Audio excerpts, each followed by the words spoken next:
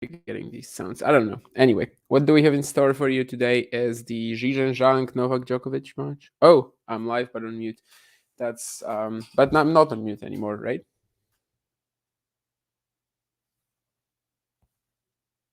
I mean, it should be fine now. Anyway, yes, we have the Zhizhen Zhang Novak Djokovic clash, which actually is the sort of I guess just a big chance for China, because if they win this particular rubber, they would be in a fantastic position to make the quarterfinals. I guess it is this year. They completely demolished Czech Republic yesterday, which was a bit of a surprise. But I think during the United Cup preview that I did with John, we mentioned that China is actually a surprisingly big outsider in this group, according to the bookies. I mean, Zhizhen Zhang, I've said it many times, on purely in terms of like ball striking, he's up there with the very best. And Qinwen Zheng, of course, is a very trendy, upwards going player, probably up and comer. She almost broke the top 10 at the end of last year. So yeah, it's a surprisingly good team, and I think especially their performance in mixed doubles against Lehechka and Vondroushova was quite huge. They ended up defeating them 6-1, 6-2. I'm not saying Lehechka Vondroushova are like, the best doubles team you can ever produce, but certainly that's sort of a lopsided scoreline tells you something. And also Zhang had a very fine match against Lehechka. Zhang also lost a set to Vondroushova, but defeated her. Sort of a typical Qinwen Zheng match where the sets that she won were like just crushed, and the set that she lost, not the sets, was also like 2-6. So they did defeat Czech Republic. They defeated them 3-0, which puts them in a fantastic position unless Serbia wins both against China and against the Czech Republic. Of course, in that case, China could still make it as the second place in the group. It is possible, but we'll see. Yeah, we are starting a little bit late because of Great Britain against United States. That was actually a very fun tie. First, Jessica Pegula was like 7-5, 3-0 up on Katie Bolter, but she actually lost it. Taylor Fritz had to defeat Cameron Norrie in their 13th meeting. He did. He is now 7-6 against Cam. And then the mixed, maybe a little bit controversial not to play Rajiv Ram again.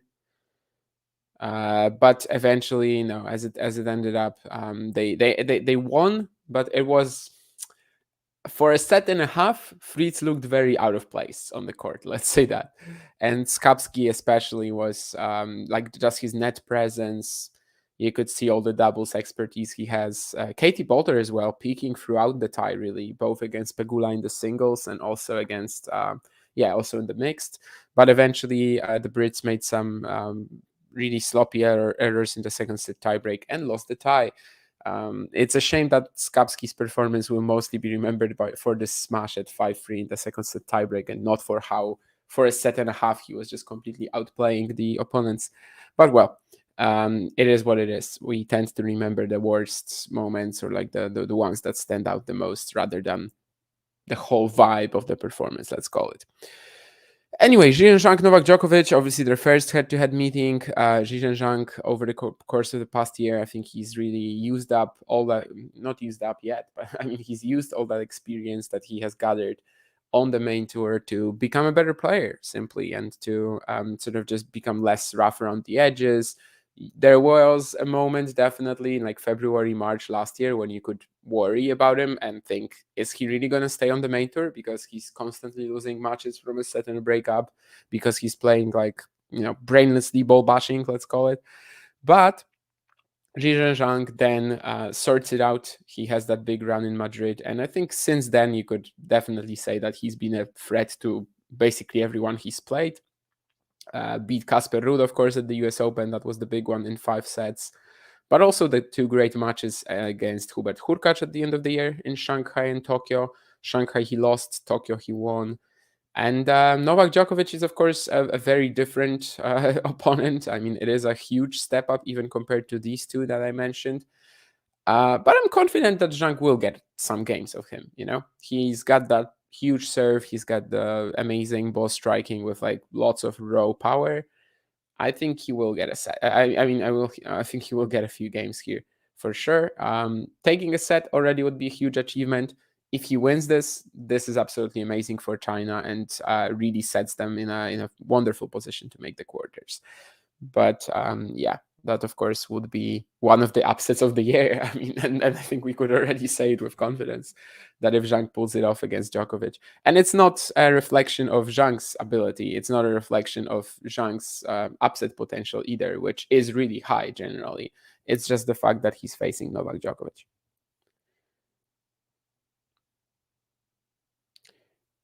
Even hoping that Serbia would win. Yeah, Serbia definitely among the main contenders. Although after seeing the first few matches, I know Serbia haven't played yet. Um, Poland and Team US have some issues. Like Hurkacz was pretty awful in that Saberfield match, the first set especially. He's returning his defense. He just was constantly like losing his balance when trying to chase down the Saberfield forehands. Once he actually started breaking him and putting more returns in play, it was more of the match that we expected.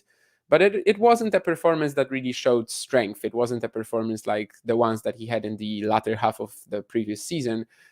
So there is a bit of a concern. What happens when he plays a better opponent? Maybe we will learn tomorrow when he's playing Alejandro Davidovich Fokina already.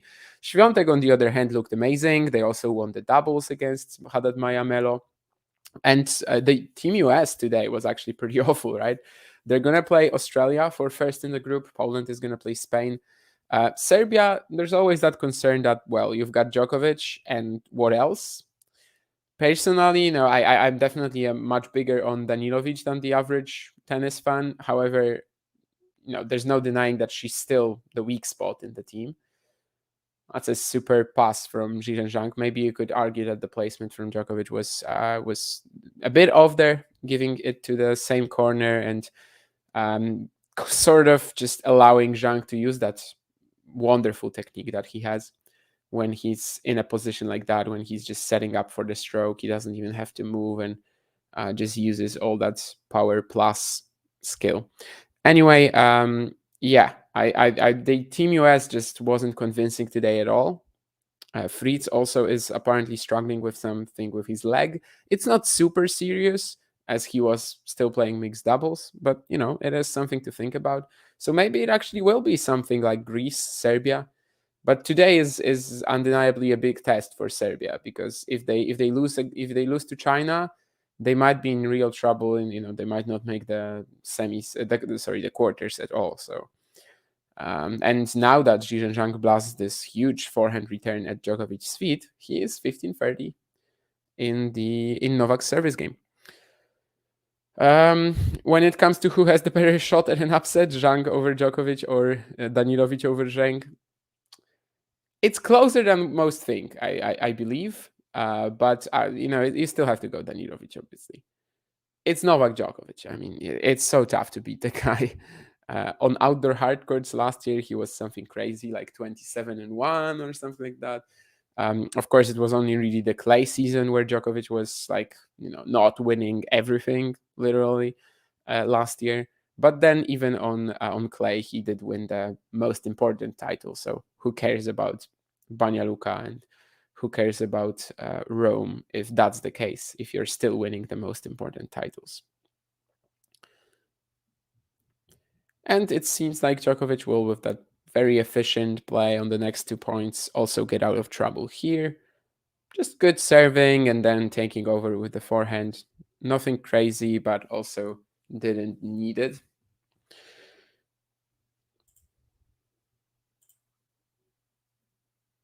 What are the odds on Zhang 6-1? Probably something along these lines. Let me see. It might even be more, honestly. Yeah, 2-1 Djokovic, by the way. Pre-match Zhang was even 9.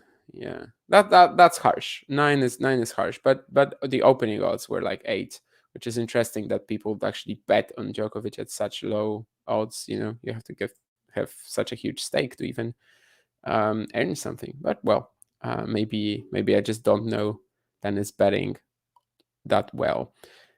Zhang is a slightly bigger favorite against Danilovic, but there it's, I mean, there clearly there's a huge, discrepancy in terms of the actual winning chances. It's Kinven is not that consistent, but who knows? We'll see. Is this a factor that these players have already had at their first match in 2024, Zhizhen Zhang and Kinven Zhang? I think it might be. It is a bit of an advantage for sure to already have one match under your belt, to already have some rhythm. It was yesterday, probably not enough to make them tired though. Uh, what's Novak doing here? I guess he has like a blister or something. No, he's putting something in the bottle from Water Drop, the company he's been sort of representing. A friend of mine has this water bottle as well. And I was like, I think Novak Djokovic has this bottle. And it turned out that it's actually exactly the reason why he has this, why he bought that. So, yeah, it actually wasn't a coincidence.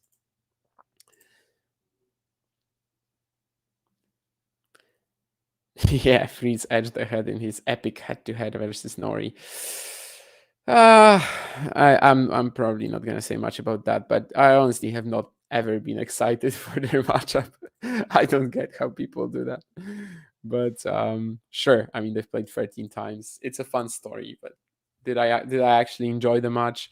I didn't watch most of it. I just watched some. I woke up at like 7 a.m., 7:30 maybe. So they were already wrapping up, I think, by then, or like close to wrapping up. But yeah, so far so good from Zhang, just getting some free points on serve as well. Of course, Djokovic is one of the best ever. Well, the best ever probably at like taking in the power of the opponent, especially when it's like some linear, huge, deep heating, and just absorbing it, redirecting it, and slowly becoming the player who turns defense into offense. So it is a bit scary for Zhang, once Djokovic starts reading that serve a little better and yeah, just responding to the first strike velocity, first strike aggression. But who knows? Maybe it's not actually going to happen that quickly. Definitely a matchup that will require, a high level of tactical awareness from Zhang. He's not always great at that, definitely not. But maybe the whole team setting will help him. Maybe the bench can sort of give him good instructions on the changeovers. Diwu, I think, is the Chinese captain, right? For a while, I think Diwu was the highest ranked Chinese player ever until he was eventually defeated by, I mean, defeated, until his record was eventually taken down by Zhang himself. And of course, since then, also Ibingu has managed to break the top 100. Yeah, and from 30 love, it's not going that hot anyway anymore for the Chinese. There was a deep return from Djokovic. Zhang tried to put it just very close to the line, missed it barely. But these sort of misses can matter. And at 30 all, he commits another forehand unforced error. So that leads to the first breakpoint of the match. And of course, it is in Novak Djokovic's favor.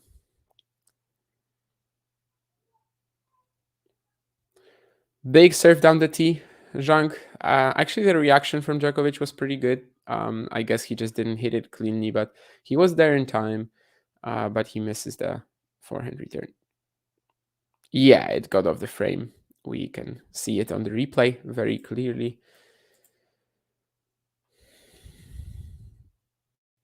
Serbia actually leading the poll in this YouTube video, I see, but it's just 7 votes, so I guess 5 people voted Serbia. Was that volley in from Zhang? I guess it was, but that was some risky play, but the bold move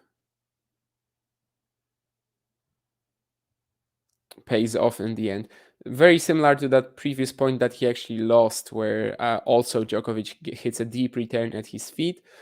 he has to like really cover for the positioning with his arm, and this time he actually made that half volley-ish forehand, so that was the difference maker. And of course then the volley, which was a little too good for that situation. I mean, he didn't need to go at the line. I don't think he was actually intending to do it, but well. Djokovic gets it back to deuce, though. He doesn't want to let Zhang off yet.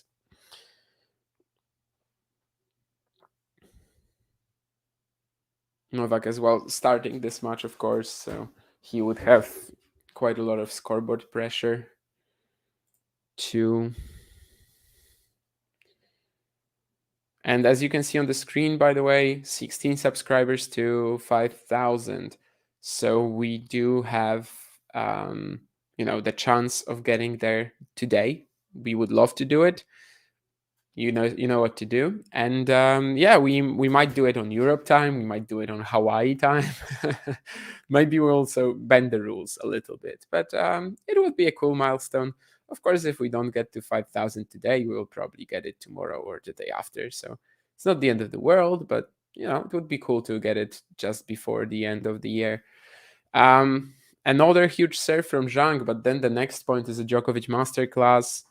Probably didn't need to go to the same corner again with the forehand approach, Zhang, but it's one of these forehand short angled passes that Djokovic hits so well. And at that point, you just cannot really move towards it even.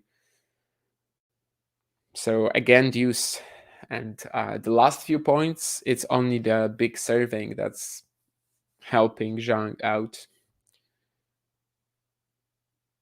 I think this one is out though, so he will need to win a second serve point here.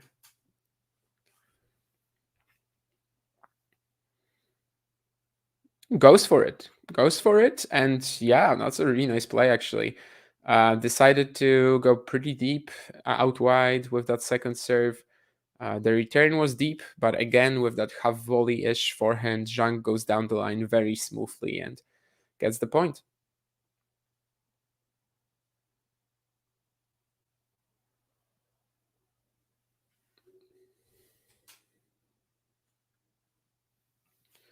Of course, for the match, it would be better if Zhang still, holds and is sort of able to keep an even score for a while. Just doesn't let Djokovic run away with it quite yet. And who knows, maybe then some opportunities will pop up. He's certainly playing quite well at Fed, in the very first moments of this match. And to sort of prove my point, there's a fantastic +1 backhand winner now this time.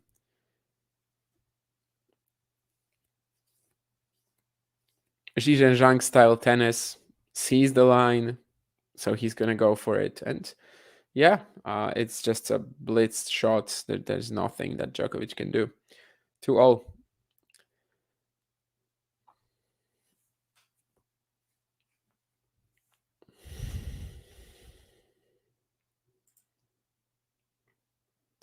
Happy New Year, Jake, as well. Yeah, I don't know if Theo has a YouTube account, but if he does, you know what to do, friend. Battle of the Friends of the show. Yeah, Brody Dugas today in Hong Kong qualifying. Lots of names like this in ATP qualifying. I guess maybe we're already seeing the effect of the new rules in place, but yeah, Liam Brody also has a very good draw in the second round, so I think he's very likely to qualify. He's gonna play Roman Andres Buruchaga, whose hardcourt game is both limited and well, his experience is also limited on this surface. So I think Liam will be a pretty big favorite there.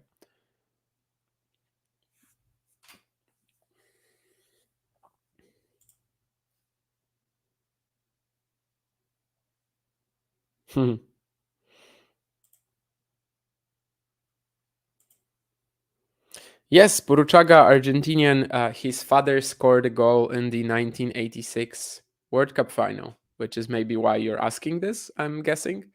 But yes, indeed, that's the same family. His father was a footballer and scored that. I think it was the winning goal, right? I think it was the third goal that he scored. I'm not actually sure, but I think it was the third goal.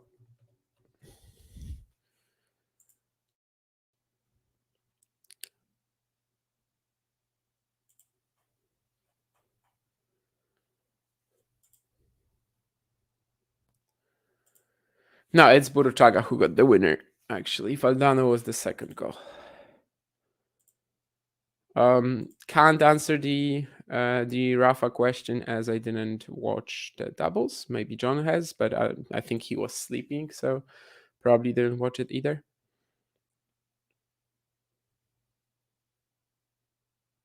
I saw a lot of people praising Mark Lopez. Of course, Mark Lopez has been out for a while as well, not because of injury, but because of retirement. He retired in Madrid against Carlos, with partnering Carlos Alcaraz in Madrid. However, he came back, of course, for this. I know some people have suggested that maybe Rafa should play the Olympics with Mark Lopez, not with Carlos. I don't know. I guess it would depend on how active Mark Lopez is. But yeah, I saw a lot of praise for him, not necessarily for Rafa. I don't think I've really, other than like a few highlight videos, I haven't read anything. But as I said, I didn't watch it.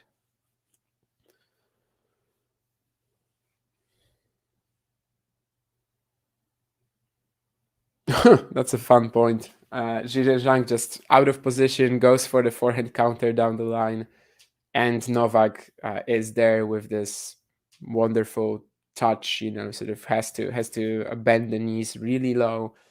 It doesn't matter where the shot lands because literally Zhang is like on the tram lines, but he still has to control the power coming at him, and he does it very well. Obviously, that's one of his main strengths. And yeah, 3-2. Rafa Muguruza Olympics mixed. Yeah, that would be fun. Muguruza right now, yeah, 2024. I don't think she's gonna play. So 2028, Rafa is not gonna play. So yeah, it will probably never happen.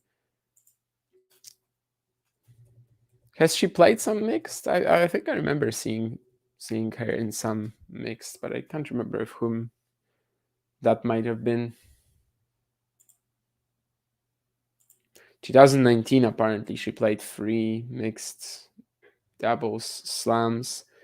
Oh no, not mixed double slams. Oh, that was Hopman Cup with David Ferrer. Oh yeah, that was it. Okay. So yeah, so she hasn't even played a mixed double slam or the Olympics, but she played Hopman with Ferrer.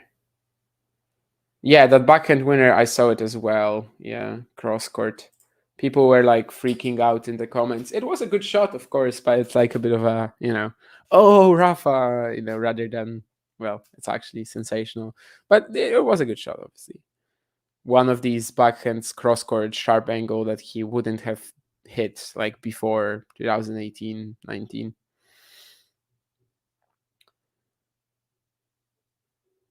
Of course, in the end, if someone doesn't know the score, somehow it was a 6-4, 6-4 win for Jordan Thompson and Max Purcell.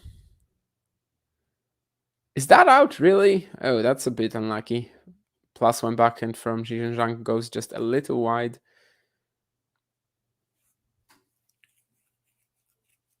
It was either the perfect point or a narrow miss from the from the view, from the feed that I saw, and unfortunately for the Chinese, it was actually the latter. Speaking of the feeds, we've got, it seems that we've got HD quality on Challenger streaming right now. So, if anyone wants to tune in into either of the events that we're going to have this week, which is actually Canberra, Numea, Nontaburi, and Oeiras, go ahead. There's also the 10-minute, 10-second rewind button, like something like on YouTube when you press the left or right arrow. So that's amazing. The only concern I have so far is that the replays aren't available, but I'm hoping that's just temporary. I asked about it, but I think it's probably not going to be until like morning US time when I might get the answer. So I don't know yet if that's temporary or if that's actually going to be a thing. Anyway, Zhang might be in a bit of trouble here, and actually that bit just became a huge chunk, a huge, a big fat big fat I don't know what block of trouble, whatever. As he commits another forehand unforced error, and he is now 3 break points down.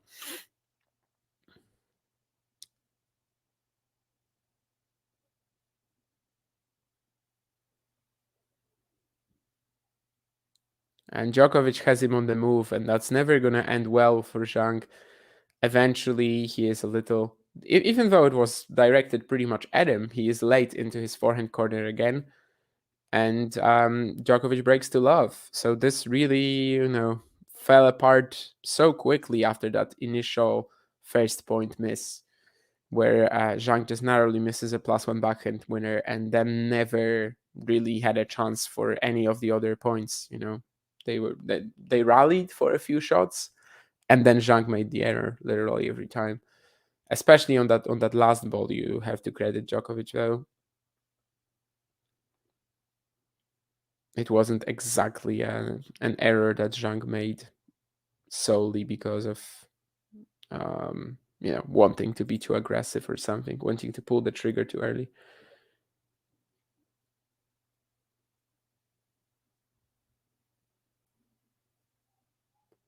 Thank you, Jake, for the compliment. I'm surprised, but of course very pleased with that.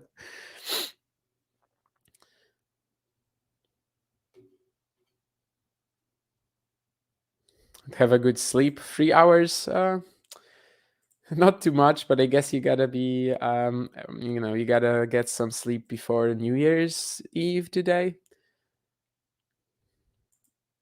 I'm probably gonna catch some sleep after this match as well, although we'll see how it goes. Have to leave my house at like 6 p.m., so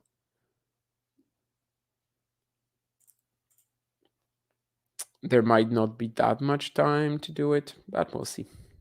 Thankfully, I didn't have the night shift, although sort of, in January, we're all gonna be doing night shifts, right? With the also, well, we're all, at least us in Europe, we're gonna be doing night shifts in the Australian time zone.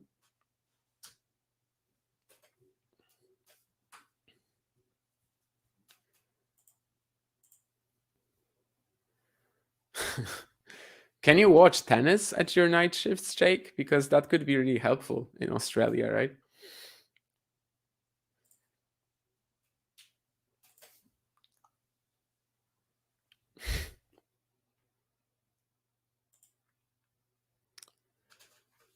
Ghosty is rooting for Zhang.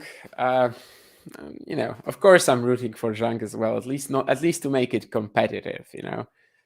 I don't care who actually wins as long as we get a good match. It's been okay so far, but that one game just a second ago has taken a bit of temperature, I guess, out of this match, and the tension has eased up a little now that Djokovic seems to be just cruising towards the first set. We'll see if Zhang has a lot of fight left in him in the next game, or are we going to get some steamrolling from the Serbian as well? To Djokovic's credit, he basically hasn't set a foot wrong so far. Like, literally can't remember him missing an easier ball or giving Zhang any unforced errors, really.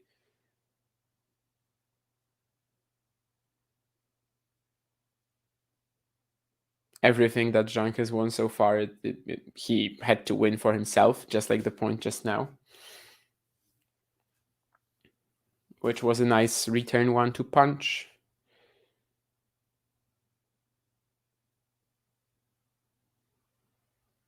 But the next return doesn't make it over the net, so 5 to Djokovic. And he seems like he's going to take the opening set, but he will still have to win one of the next 3 games, of course. Yeah, Nurlan, I guess, is no longer a Damien fan. He was a fan of John then. He always kept saying John better than Damien. Now he says whoever really is on the channel, but us two, he's usually going to say that someone is better than me and John. So it shifts a bit, yeah.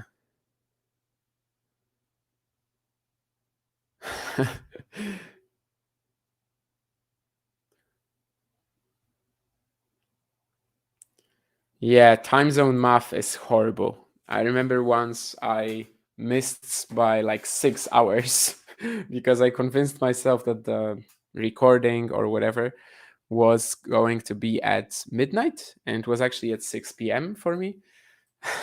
So that was a pretty huge error, not gonna lie. But yeah, I very often just have to stop and think about, whatever time it's going to be and how many hours I have to subtract or add. On my phone, I actually have New York time set up as well, because there was a while, well, when I had to do a lot of things on New York time as well. So it's easier for me. I can just look at the phone and I have two clocks.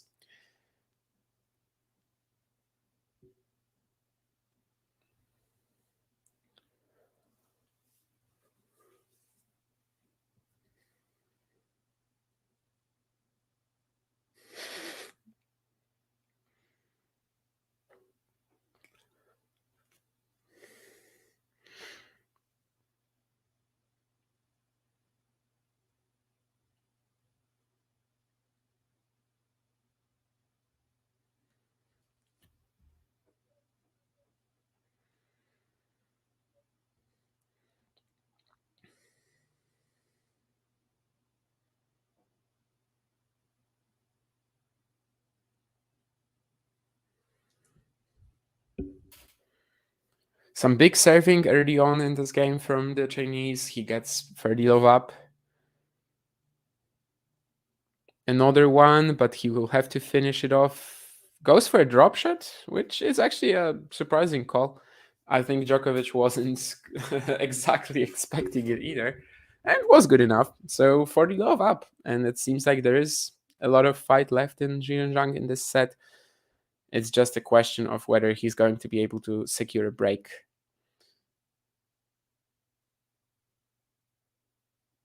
Although not over yet with this forehand error. I guess the main issue for Zhang is that he's mostly winning the points that are set up with his serve, right? I mean, when it's an easy +1 kill or when he just dominates from the very first moment of the rally. But when it's on the Djokovic serve, of course, that's not really the case. That's not happening. Most of the time, he's going to start the point from behind, or even if he starts from neutral, he's not winning most of these rallies. But most of the time, he's actually going to start the point from behind. So it's going to be tough to break Djokovic, I think. If you're Zhizhen Zhang here, you are not expecting many opportunities. Surprisingly, in that Lehechka Zhang match yesterday, I mean, there were, I think, especially early on, there were so many breaks. But there, both guys could really make it work. Here, I don't know if Zhang is gonna get his chances. That's very smart from Djokovic as well. The short return from Zhang can trip up a lot of people here, but he just waits out Zhang. He sees where the Chinese will go and then throws in a very soft, just throws in a very soft shot into the other corner. At that point, you cannot change direction like this. Zhang slicing, and Djokovic, I think, slightly misfires that inside-out forehand.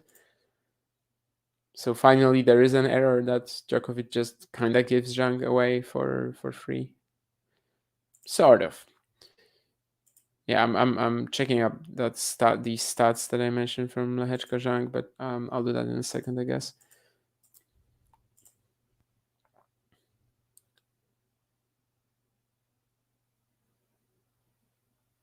That could be a good point. Ooh, that's a chance missed for Zhang, definitely. The depth of the return, how strong it was, it set him up for a good short ball on the forehand side, and he just misses it. Yeah, I think it was the first set when Zhang and Lehechka were constantly having some action on their serves, but then the match definitely got into more familiar territory.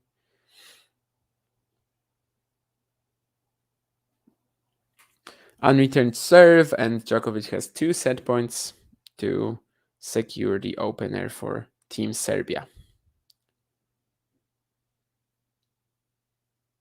Then it would be Zhang serving first in the second set. Maybe that can help him out.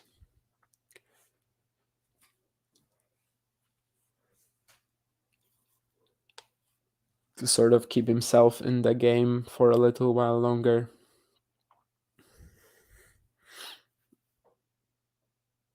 And yeah, once he's up on the scoreboard, maybe that's when an opportunity pops up somewhere. But so far, Djokovic has been a little too clean. Well, that's the set then. That's a great serve. The placement of it, I honestly thought that it might be out, but it catches the line. And it's, yeah, as I said, I mean, it's a very efficient set from Novak. Literally like 2 or 3 errors that he committed by himself. Maybe we'll get some stats, but just doesn't give Zhang anything away. And yeah, 5 unforced errors for Serbia in the stat sheet. It's possible, but yeah, I mean that's how clean Djokovic has been so far. And when Zhang doesn't have the point, like just one for him with the serve, then things get messy. Then he might actually get in trouble. You would probably find only a few rallies which Zhang started from neutral that he won. I remember the backhand pass, for example, or that's a point in this game where Djokovic misses the inside-out forehand. But generally speaking, he is in a bit of trouble when he's just not dictating right away, and when he's not the person who's dealing the first strike.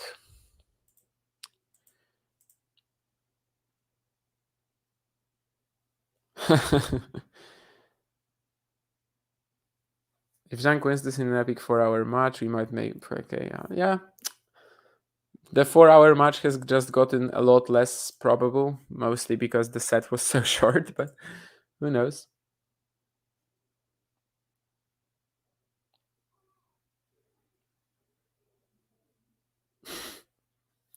You can mercilessly mock the sort of lack of knowledge on challenger players in other journalists. So, Ghosty, I'm not sure spelling grammatical errors is the is the right way to go, but you can definitely mock other journalists for not knowing anything about the challenger tour. I do that sometimes, you know. I'm a quiet person. I don't argue with people generally, but I've had my instances in the past where someone pissed me off and I just go for it.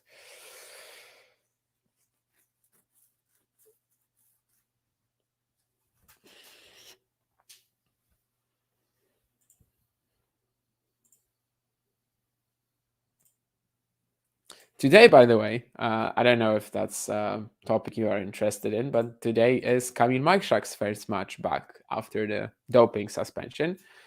And well, he's going to play qualifying at the 15K in Monastir. No stream. They didn't really care because they put him on like the court number 5 or something like that, court number whatever. It's even court number 8, I think. But anyway, there's no streaming on any court in Monastir. Honestly, like I don't know how he's gonna play right now because it's been 13 months since we last saw him. So who the hell knows? But just looking at the quality of the draw, like for example, when Klijan returned recently in Antalya and he played Snitari in the first round, this isn't going to happen here. Like the draw is very manageable. If you tell me that Kamil Majchak is going to win this event, I'm not going to disagree. It would be a huge feat. It would be a great achievement to come back and instantly win a title, but it's not the most impressive field in the world. So yeah, I'm definitely excited to follow that. Of course, the first round of the 15K qualifying is not going to be live scored either, but we should probably have the result of this match in like an hour or two, I would assume.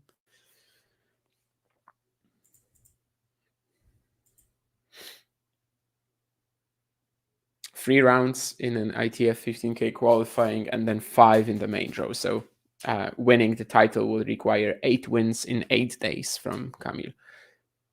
I don't know if that's possible, but the quality of the draw certainly doesn't scare him or me as a person who is sort of trying to analyze whether he has some winning chances. Yeah, and let's see if Zhizhen Zhang has some winning chances still. Lots will depend on this game. Lots will depend on every single service game he plays from now on, as long as he's still not coming close to Djokovic, really.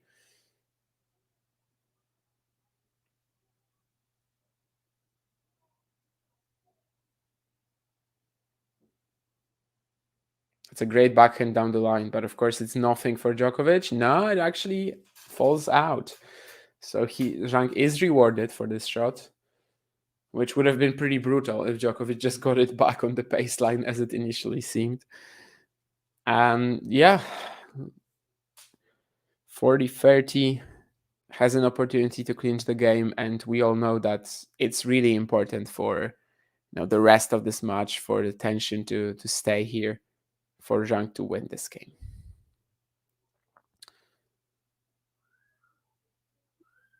Huge backhand down the middle of the court, but actually the response from Djokovic was quite uncomfortable. I don't think Novak meant to hit it this low over the net. Like, it literally had zero net clearance, but it is what made it tricky for Zhang, and also the depth of it. Like, Zhang kind of had to play this slice approach from the middle of the court. Definitely didn't look too comfortable doing that, and he netted the shot. So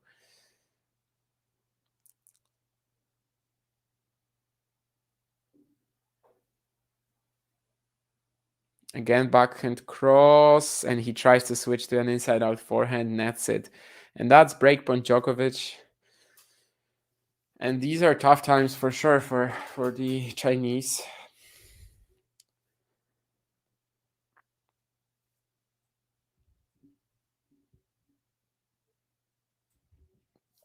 But I guess we've all seen this before, right? Djokovic just makes you risk. He makes you go for it. He shrinks the court. He lowers your margin for error. And so far, it's been very effective against Zhang, because the Chinese is sort of losing it when that happens. And he can't win it with the very first big strike. And that's Djokovic just taking over. Set and a break up now. Once he got back into the point, once the initial early advantage of Zhang's serve is gone, that's when it starts unraveling. Shouldn't Zhang have more aces? I mean, he's had a lot of free points on serve, whether he has one ace and five unreturned, or like the balance is 3 and 3, I don't think it matters. His serve has still been doing damage, but he's also playing Novak Djokovic, right? He's playing perhaps the best returner ever, and that also plays its part for sure. Oh, that's an interesting stat. I don't think I've seen it on my screen ever really yet. The percentage of sets that a player wins after an early break. And for Zhang, it's 78, and for Djokovic, it's 92. But obviously, this is also a flawed stat, because for the most part, well, the difference between them, their overall set winning percentage, is also huge. So I don't, without that, it's kind of hard to actually justify this. I have to justify to estimate if that stat is actually relevant, or if it's if the discrepancy is actually really slim between their overall set winning percentages.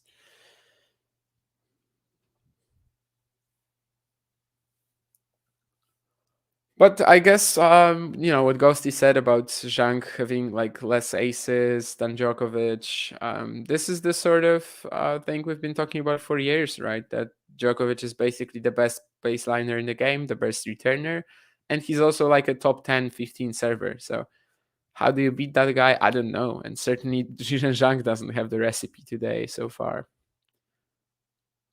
Again, if he cannot trouble Djokovic on serve like at all, there's not much of a point in him continuing. Of course he's gonna play. Of course he's gonna fight for it. But I just don't really see a way for Zhang to get into this. I mean, again, another ace from Djokovic out wide. The serve is like ungettable despite being a lot under 200 kilometers an hour, probably. I don't see the speed gun, but I would assume that it was like 185 maybe or something like that. And despite that, you cannot get there. The angle is too good. It actually was even less. Now I see the speed gun, 175. It's a perfect example as well of the fact that you don't need to hit a 240 kilometers an hour serve to be a phenomenal server.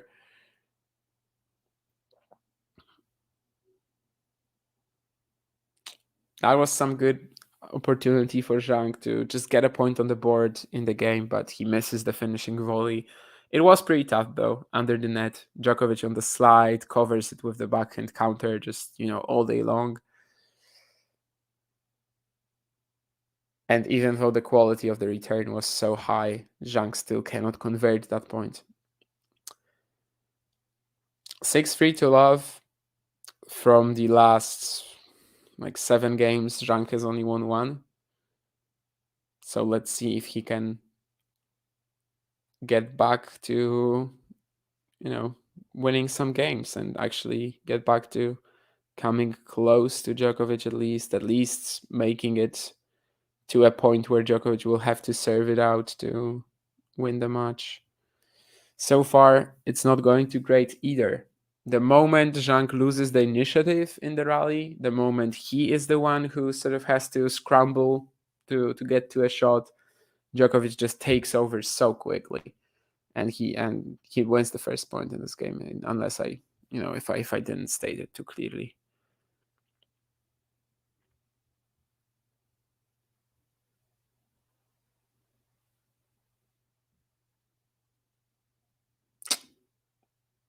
Not a bad idea, getting a lot more margin on this forehand. But he misses it. So love 2, love 30, lots of loves on the Zhang scoreboard. He will need a lot of love from the Chinese fans or Chinese supporters in the stadium as well to get through it, I think. But maybe he will definitely need a lot of easier points on serve, and they're not coming right now. Everything is coming back from Djokovic's side of the net, although here Zhang is actually moving pretty well on the defense. Eventually, though, Djokovic will make him stretch for it. Hits a few nicely placed angled shots, and eventually the squash shot from Zhang falls out.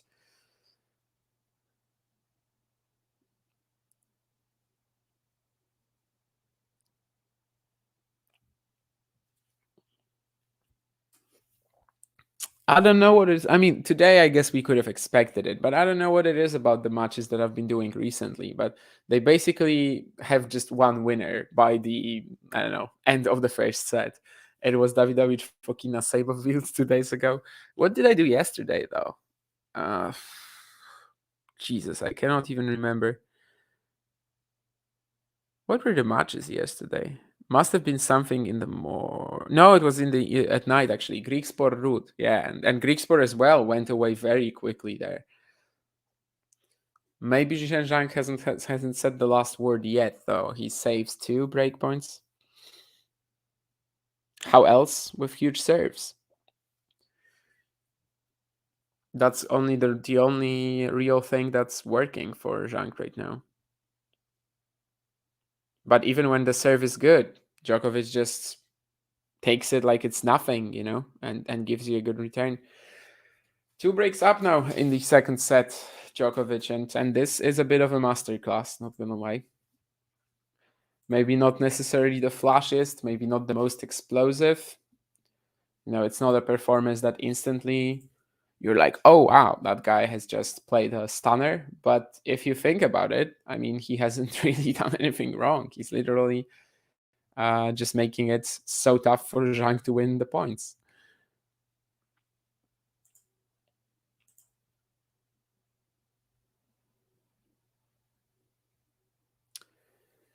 Of course, if Djokovic wins this match, and at this point it looks very likely, then it's going to be up to Olga Danilovic to try to secure the tie. And if she can't do it, Then we have the mixed between Serbia and China.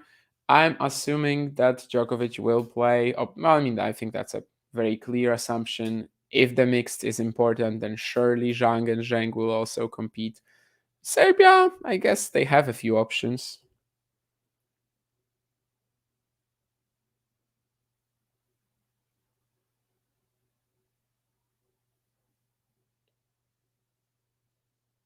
It's not a complete gimme that it will be Djokovic and Jovan is telling us that Novak was saying that he actually can't read Zhang's serve well. But I mean, right now, right now it seems like he's reading it so well. But yeah, I mean, that often happens, right? The first few games, you're struggling against a guy like that. But then if you have the returning skills of Novak Djokovic, which only happens for Novak Djokovic, then you can actually start getting a great read on it, as he has been the last few games. Like, it just seems like whatever serve is coming at him, it's probably going to be a ball that Zhang cannot even unleash on. It's probably not going to be short, and that's a lot of trouble. That's a lot of trouble.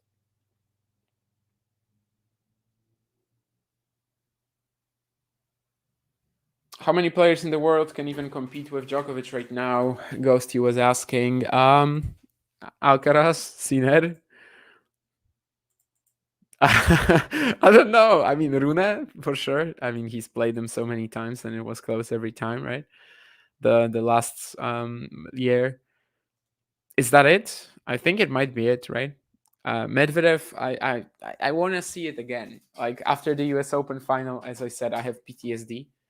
Before I see another match between Djokovic and Medvedev, I'm not gonna be like on board with Medvedev pushing him.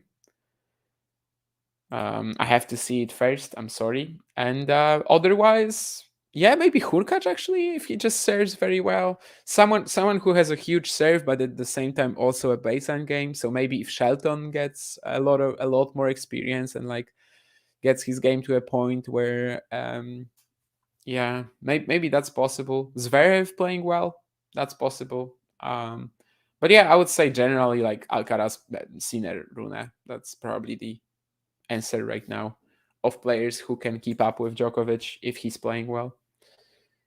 On clay, probably a touch more, as someone said. I think, yeah, John said. On clay, maybe you'll find some other guys. Maybe there are also some lower ranked players, like I don't know, Korda, for example. If he plays well, right, he could keep up with Djokovic, but like it requires a absolutely perfect performance from him. You could probably argue that someone like Bublik, if he just has a serving day out of his mind, but yeah, and especially in the best of five format in Australia, it's going to be so hard to beat Novak for someone not named Alcaraz Sinerlune, literally. Which is fun that it's the best, the best three players of the young generation that we're mentioning in the conversation. That's good for the sport.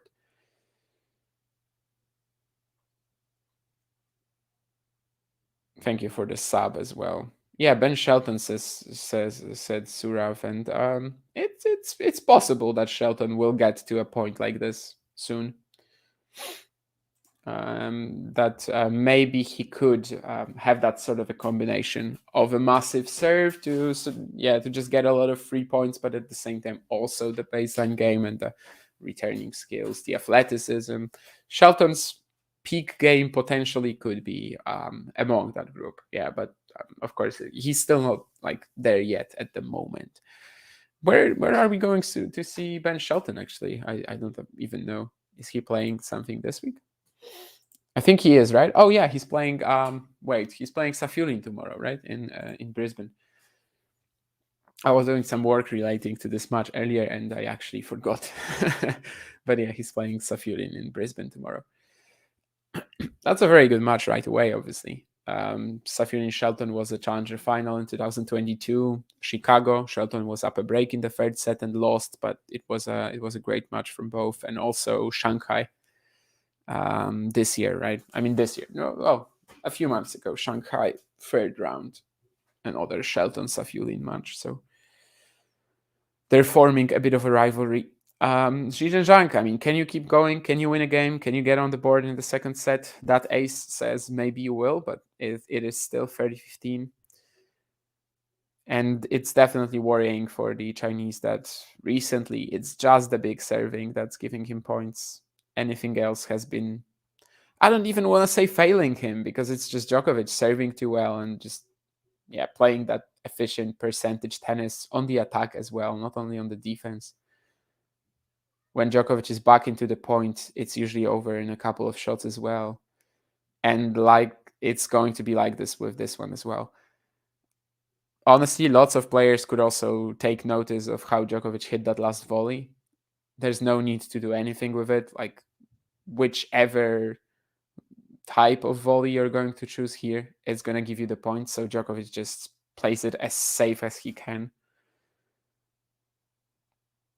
But yeah, another one of these examples where, like, once he's back, once he's turned defense into offense, there's just nothing that Zhang can do. He's not as athletically gifted, I guess, as Djokovic. He's like a lot more clunky in terms of his physicality. And yeah, when he has a ball like this, when it falls exactly into his strike zone, the forehand that he just hit cross court was pretty insane. But when he is forced to move, and of course it's not going to be, not every player is going to be able to force him to cover the court like this and like actually expose these deficiencies. But Djokovic, I mean, he clearly is. But anyway, is it going to be a game for Zhang? Yes, it is. +1 backhand winner, 4-1. Lots of cheers from the Chinese bench. Di Wu and Bu Yunchao Kete applauding their probably friend as well. Not only countryman, not only team member. But yeah, 6-3 for 1. So still Djokovic is in a fantastic position.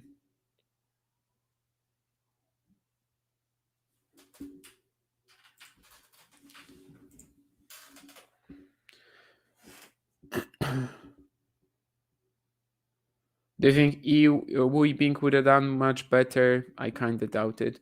Against Djokovic, I think Yibing would have a better matchup, yes. But of course, Yibing has been sick. So the peak game of Yibing Wu probably has a better matchup than Zhang, I think.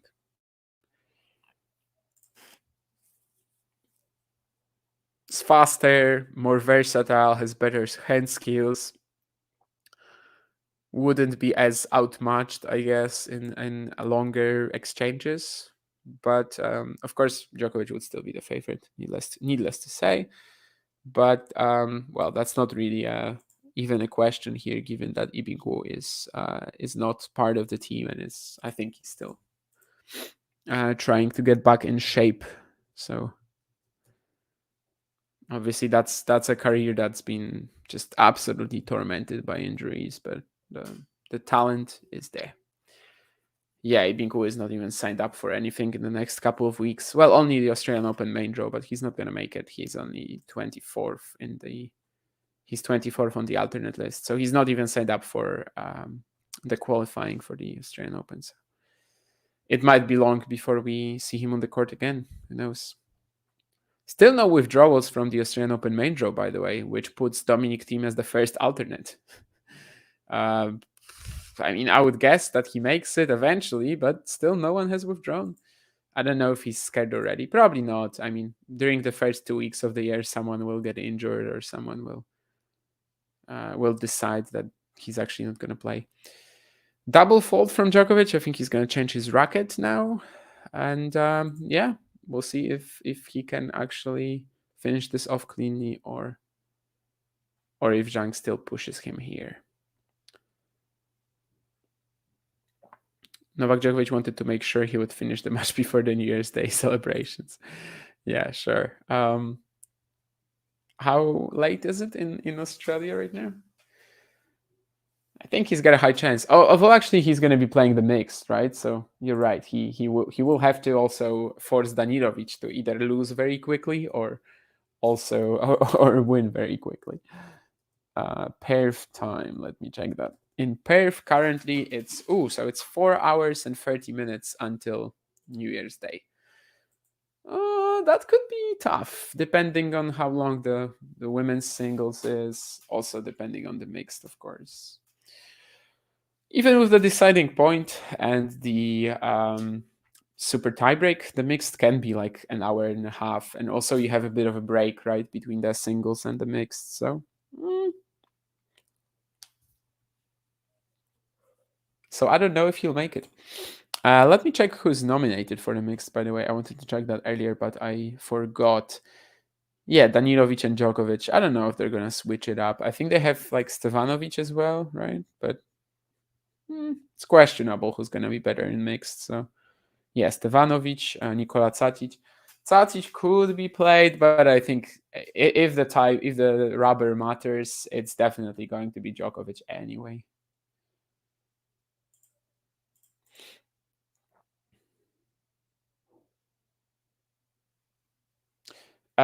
They could, Jovan. However, oh no, but actually, then they're gonna play Czech Republic.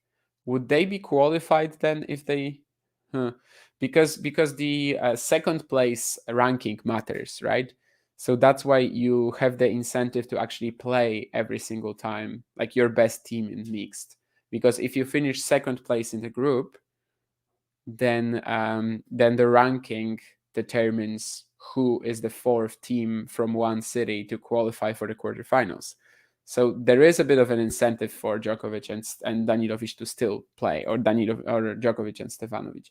I don't like that system, and also precisely for that reason, because usually I would like, if there's a dead rubber, I would like the team to be able to field their other players, just in order to make it worthwhile for them, I guess, at the event. But yeah, I mean, even when you have a theoretically dead rubber, like here, it could matter for group qualification. So it's not a dead rubber per se. Yesterday, actually, there was a true dead rubber in Poland, Brazil, because we already knew that Brazil is eliminated, and we already knew that Poland against Spain will decide the qualification. Or actually, it wasn't that dead, because if Poland loses to Spain, then the second place ranking comes in. So actually wasn't fully dead. So I don't know. I think they would still get Djokovic out if Danilovic wins. And it's not a gimme to me that Kim Zhang will like handle her very quickly. Kinven is obviously not at the level of efficiency that Novak is at. She's a much more aggressive player, much less margin. So I think there is definitely a world where Danilovic troubles her, especially as Danilovic is quite explosive herself. Last year, Danilovic had that amazing stretch somewhere in the summer, right? And she didn't quite follow it up, but I don't think it's a match that's as lopsided as maybe it seems, just looking at the rankings or whatever.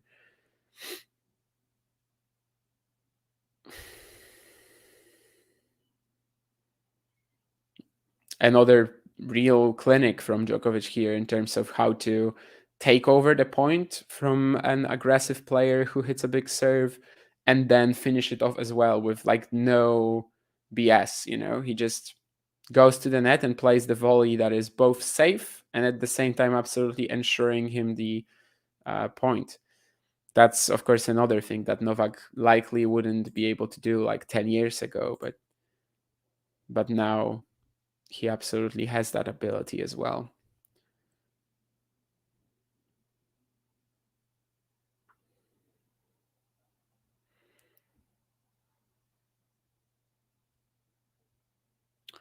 It's a rough experience for a player like Zhang. You enter the match against this guy who's obviously the best ever and like such an illustrious career, but at the same time you just think that, well, in order to be the best in the future, I have to beat the best. I have to beat guys like this, or a guy like this, because he's in his own league. But then you come out and there's like absolutely no way for you to do anything. Whatever you do, he has a response to everything. And you might leave the match thinking, I'm never going to be as good as this guy. And I mean, you're right. You're never going to be as good as Novak Djokovic. You can get somewhere close, you can get closer to the other players, but you're never going to be as good as him. You might say that he already knew that before he entered the match, but I think it's a little different, you know.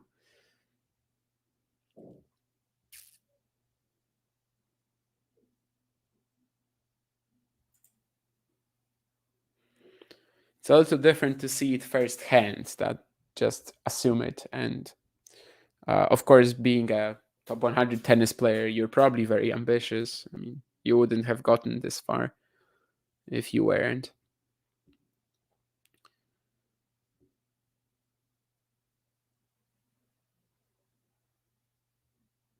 That's a double fault to set up the first match point for Djokovic.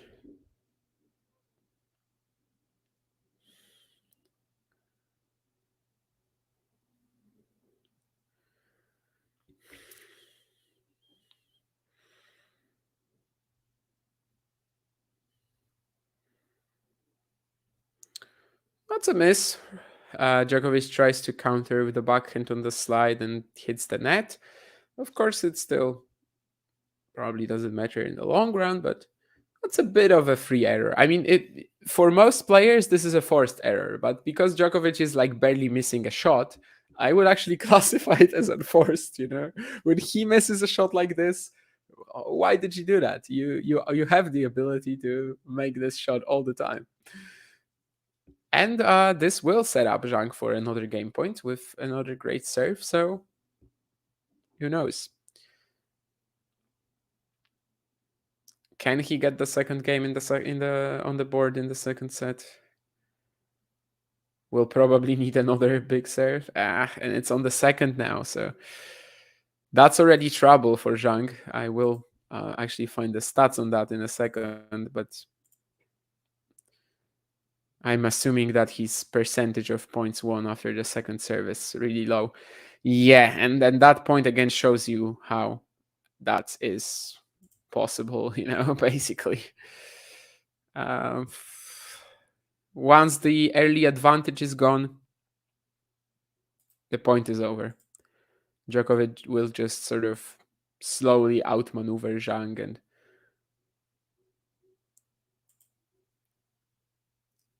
force him to stay in patterns that he's not comfortable with. But if Zhang converts the early advantage, just like he has this time, sure. Yeah, it's 7 out of 22 on second serve for Zhang, 32%. Djokovic, meanwhile, has only lost 8 points on his own delivery. And again, that just really shows you that there's not much of a chance for Zhang to ever make it back into the match. Ooh, wild forehand error. So we are back to deuce. But he's still fighting. He's still trying to secure that second game.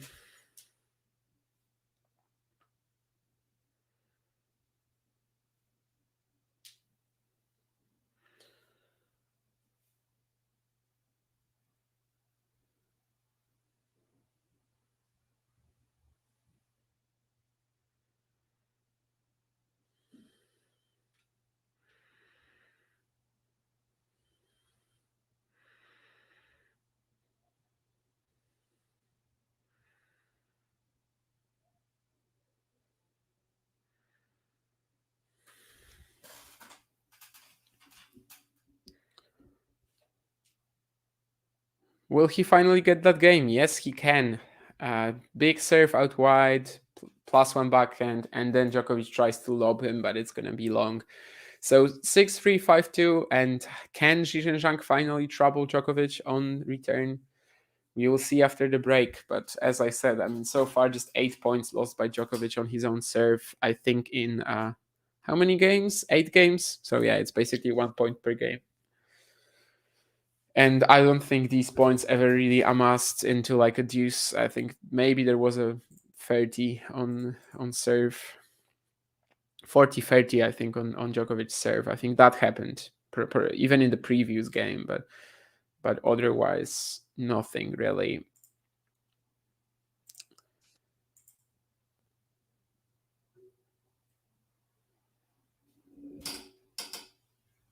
Yeah, Djokovic, Danilovic hasn't played in a lot. Yeah, that's true. Since the U.S. Open, in fact, the U.S. Open qualies, it was indeed around the summer where she had a very strong patch, but then a couple of losses and injury until now. So it is a tough ask to get out onto the court against Qinwen Zheng now. But honestly, the mixed, I wouldn't count out Zhang and Zheng there, but we'll see.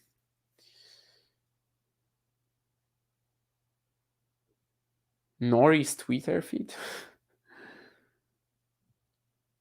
14 subscribers left.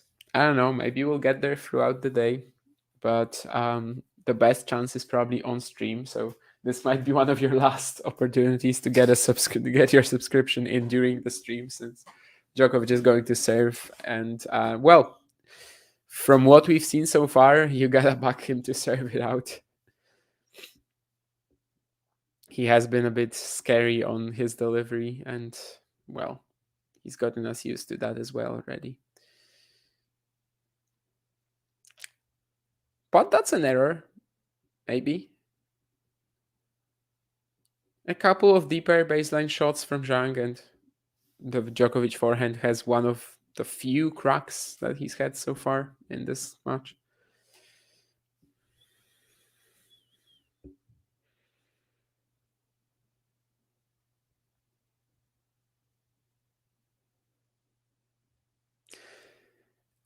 But again, great serve down the tee, perfect placement. I don't think again it was incredibly fast. It's just placed right in the corner, and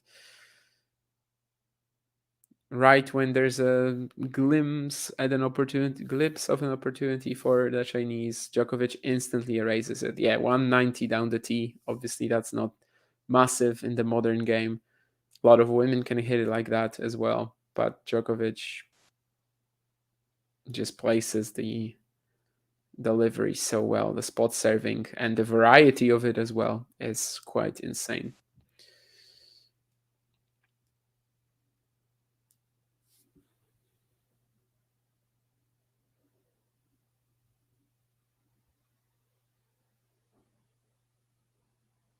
Is that return out? I think so. Yeah, that's 1530. Can't blame Zhang for going for it. He was pretty close. It would have given him a good position in the rally, but just misses it.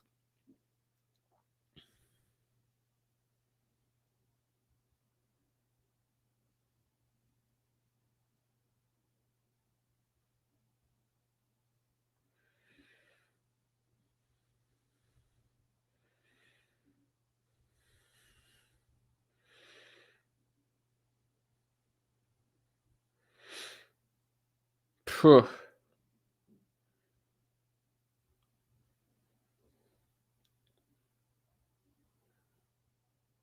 Yeah, again, I mean the shots from Djokovic just seem to bring out all the movement deficiencies that Zhizhen Zhang has, which honestly all you don't see them most of the time. I mean, few players can bring them out to light so effectively.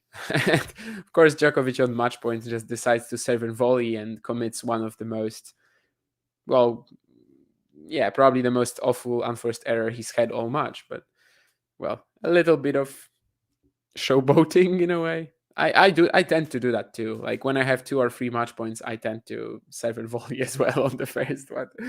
It's just I guess it's a fun way to end the match, and also you're probably going to surprise your opponent.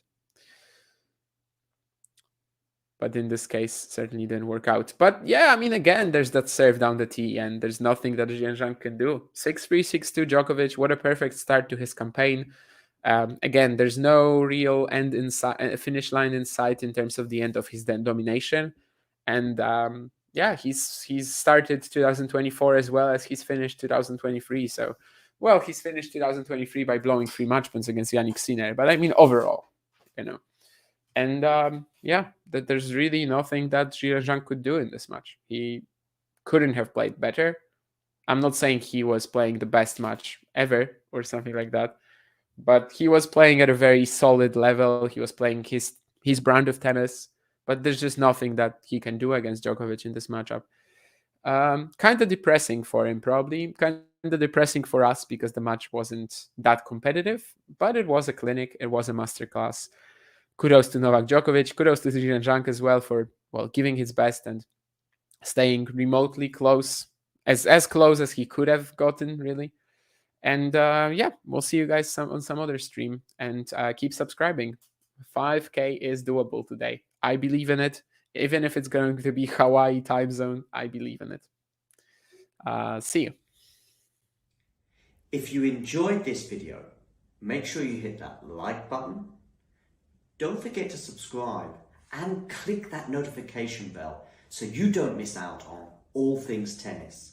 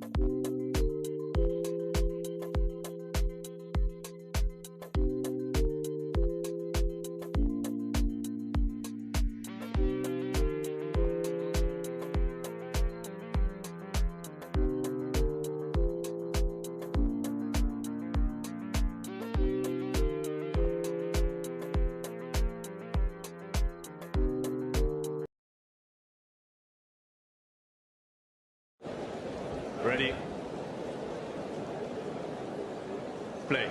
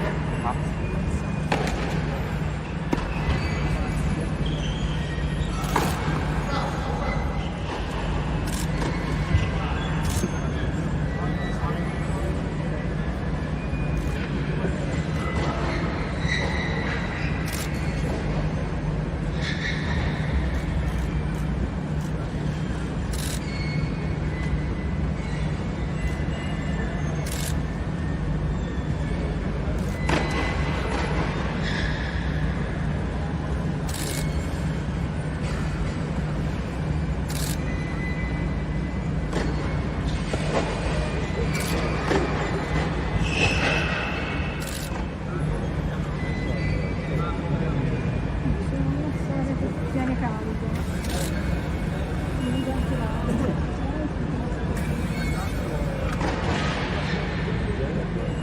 Quando mi fa male.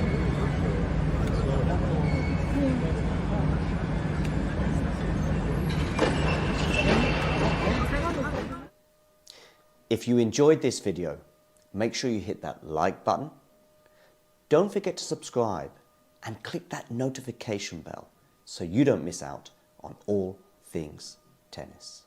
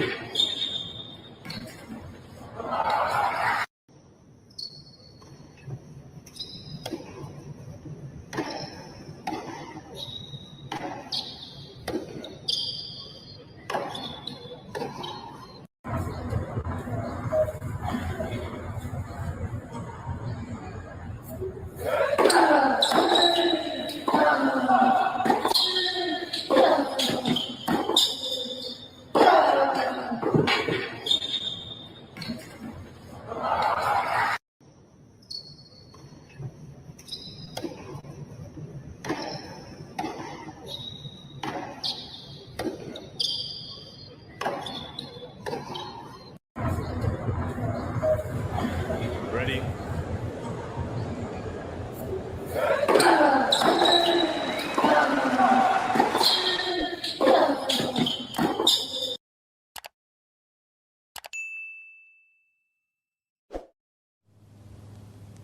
Emma Raducanu has given an interview with the BBC where she's outlined her plans to return from injury, when that will be.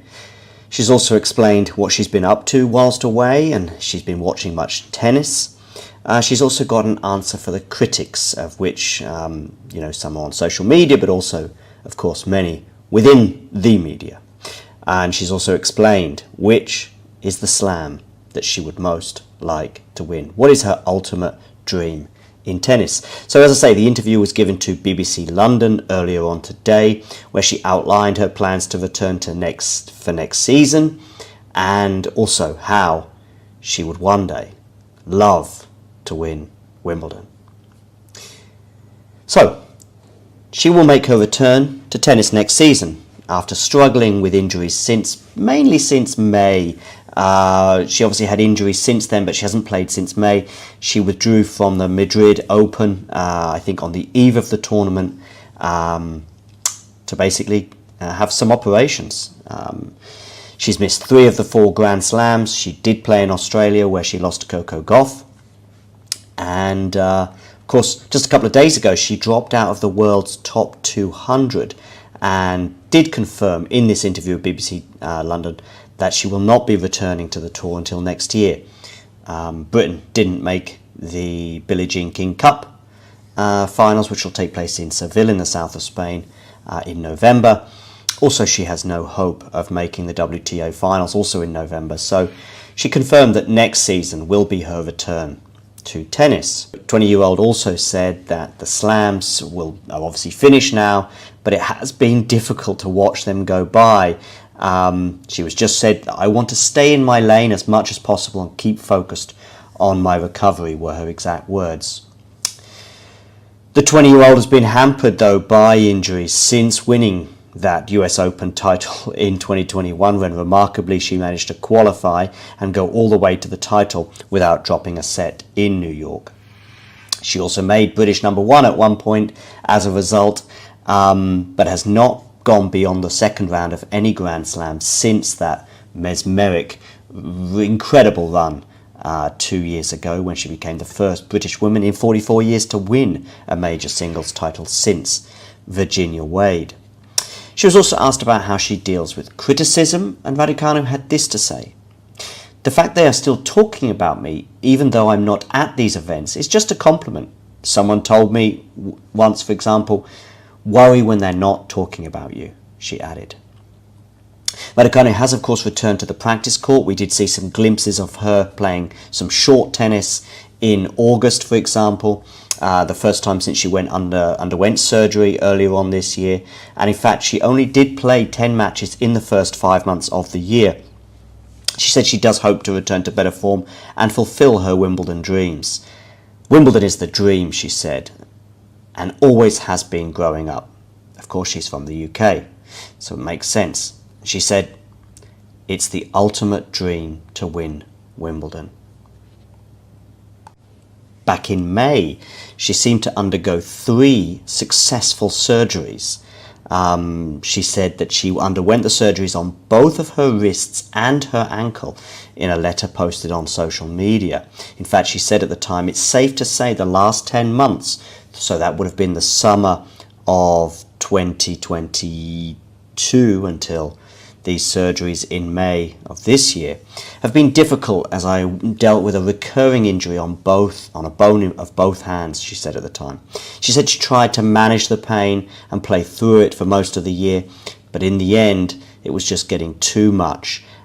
She was missing so much of training as well as certain tournaments anyway, that for her it made sense to go ahead with these procedures. Well, now she has confirmed that she will be back.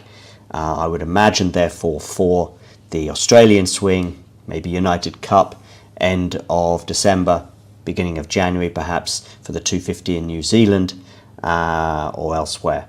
And then, of course, the Australian Open. If you enjoyed this video, make sure you hit that like button. Don't forget to subscribe and click that notification bell so you don't miss out on all things tennis.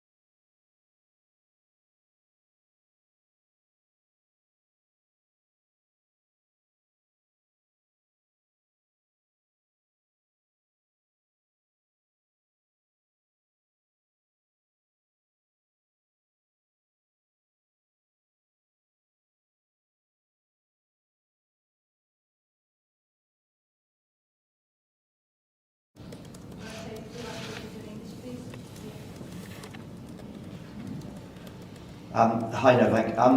I don't know if you saw what Vasek said last night about organising, and tennis could and should be even bigger than it already is if only the people organising it were doing their job properly. He highlighted the balls, he highlighted playing late at night and then early in the morning and injuries. I just wondered whether you heard that, but also if you'd like to add something. No, I haven't heard that. I actually saw Vasek just before I came here to see you guys, but I haven't seen his statement on that. But there's been a lot of discussions on the effect of the different balls and basically every week on the joints and the wrist and the shoulders and the elbows. And I think someone told me that in terms of injuries this year comparing to other years is drastically has gone up. So in terms of the balls, I absolutely agree. There should be some discussion on that. I actually spoke about that with Andrea Gaudenzi, the ATP president, and Massimo, who is the CEO, in Paris during the Paris-Bercy week. And I shared my opinion and my views, and then obviously they are thinking about various different options and ways of how to regulate that and how to make it better for the players and prevent injuries. In terms of the scheduling, I think there has been a lot of criticism and a lot of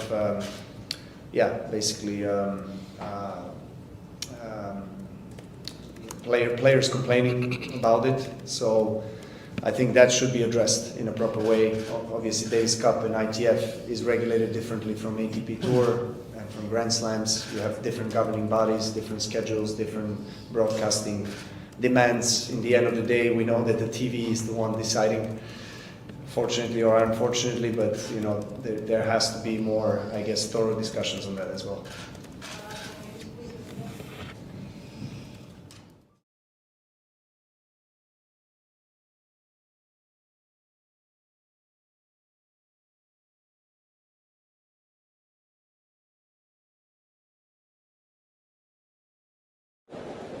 Ready? Play.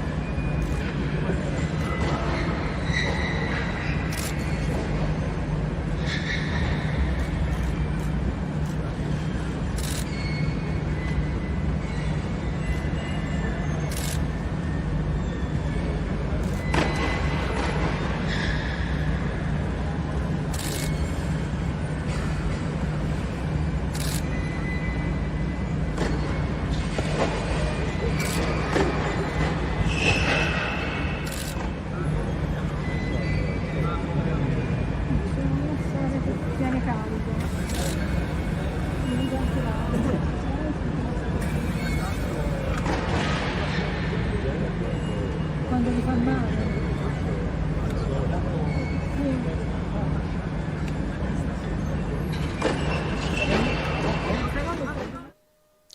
If you enjoyed this video, make sure you hit that like button. Don't forget to subscribe and click that notification bell so you don't miss out on all things tennis.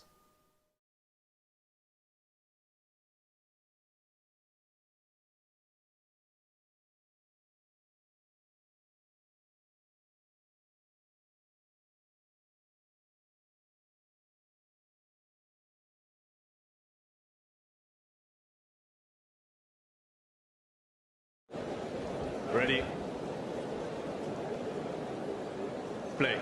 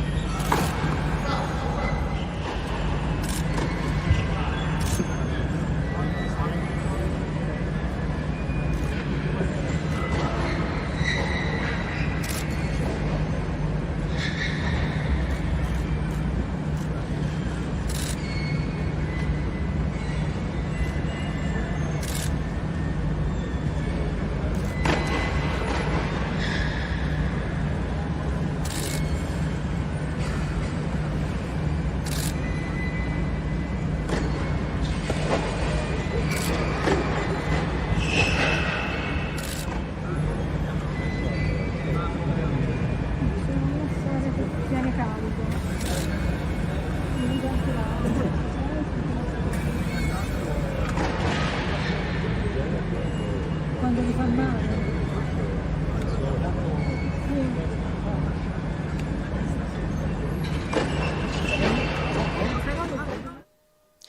If you enjoyed this video, make sure you hit that like button.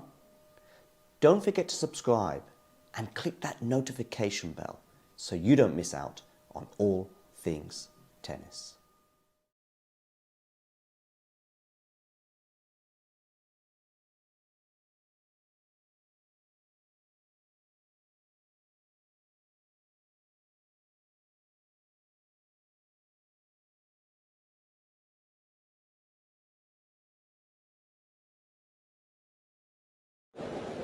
Ready.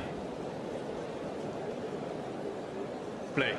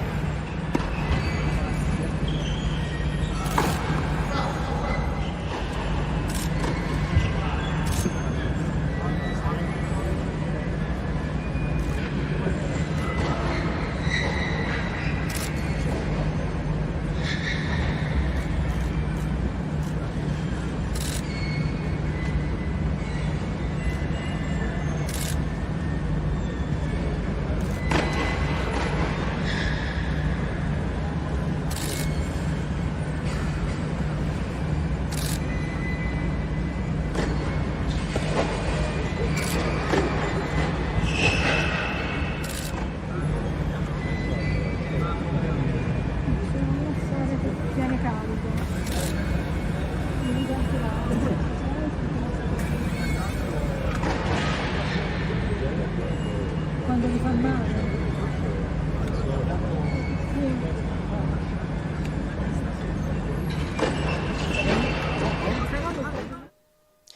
If you enjoyed this video, make sure you hit that like button.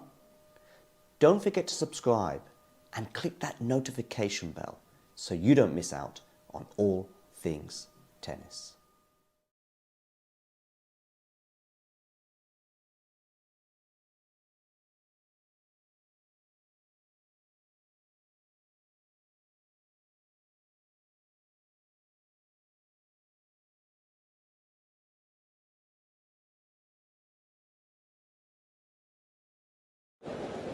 Ready. Play.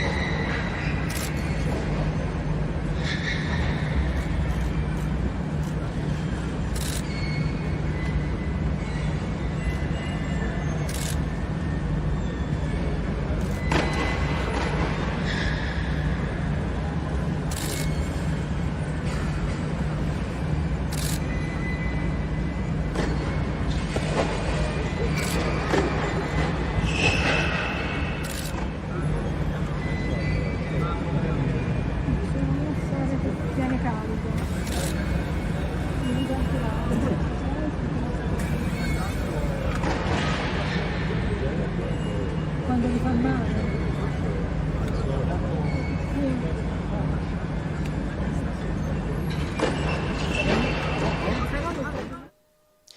If you enjoyed this video, make sure you hit that like button. Don't forget to subscribe and click that notification bell so you don't miss out on all things tennis.